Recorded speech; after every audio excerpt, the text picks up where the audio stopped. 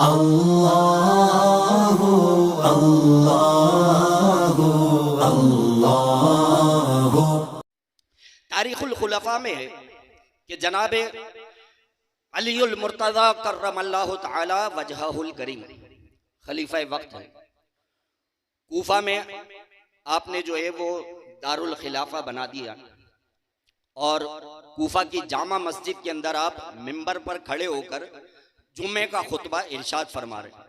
اور جب آپ جمعے کا خطبہ ارشاد فرماتے ہیں تو اس جمعے کے خطبے کے اندر یہ بھی ارشاد فرماتے ہیں کہ اے اللہ ہم کو ویسی ہی صلاحیت عطا فرما جیسی تو نے ہدایت یافتہ خلفائے راشدین کو عطا فرمائی تھی۔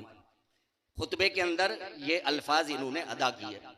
جمعہ ہو گیا، جب جمعہ ختم ہو گیا تو ایک شخص آیا اور آ کر کے حضرت علی رضی اللہ تعالیٰ عنہ سے عرض کرتا ہے کہ یا امیر المؤمنین، آج آپ نے خطبے میں بڑے عجیب الفاظ جو ہے وہ ادا کیے، تو آپ نے ارشاد فرمایا کون سے الفاظ؟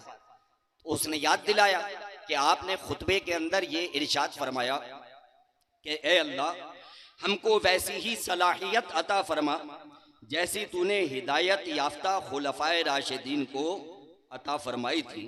اب یہ تو بتا دیجئے کہ یہ خلفائے راشدین کون ہیں؟ یہ تو بتا دیجئے کہ یہ خلفائے راشدین کون ہیں؟ تو جناب علی المرتضی کرم اللہ تعالی وجہہ الکریم فرماتے ہیں سنو، خلفائے راشدین کون ہیں؟ جناب ابو بکر ہیں اور جناب عمر ہیں۔ سبحان اللہ، کہتے ہیں جناب ابو بکر ہیں اور جناب عمر ہیں۔ پھر فرماتے ہیں وہ میرے دوست ابو بکر و عمر تھے، ان میں سے ہر ایک ہدایت کا امام اور شیخ الاسلام تھا، اور سرکار صلی اللہ علیہ وآلہ وسلم کے بعد وہ دونوں قریش کے مقتدا تھے۔ جس شخص نے ان کی پیروی کی وہ اللہ عز و جل کی جماعت میں داخل ہو گیا۔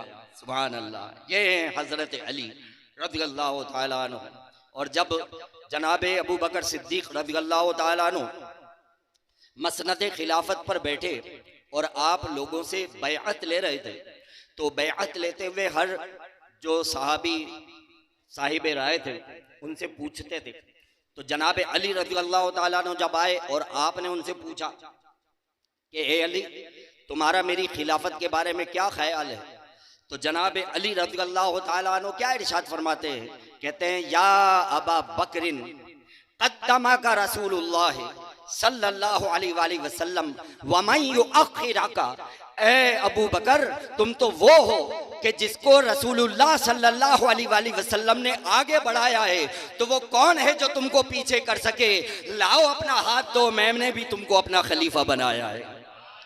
تو ہم جناب ابو بکر صدیق رضی اللہ تعالیٰ عنہ کو پہلا خلیفہ اس لیے مانتے ہیں کہ جناب ابو بکر صدیق رضی اللہ تعالیٰ عنہ کو پہلا خلیفہ جناب علی بھی مانتے ہیں، اور حضرت علی بھی جناب ابو بکر صدیق کو پہلا خلیفہ ہی کہتے ہیں۔ لہذا ان تمام نفوس قدسیہ سے والہانہ محبت ہونی چاہیے، اور کسی کا بھی بغض اور کسی کی بھی عداوت یاد رکھیے گا دنیا میں بھی خسارے کا باعث ہے اور آخرت میں بھی بہت بڑی مصیبت پڑ جائے گی۔ اسی لیے ہمارے شیخ طریقت نے ہم کو یہ سکھایا ہے کہ ہر صحابی نبی، پیچھے والے بھی بول لو بھائی، ہر صحابی نبی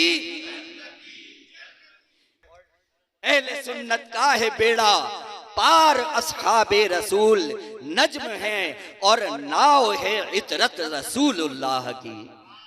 وآخر دعوانا ان الحمدللہ رب العالمین۔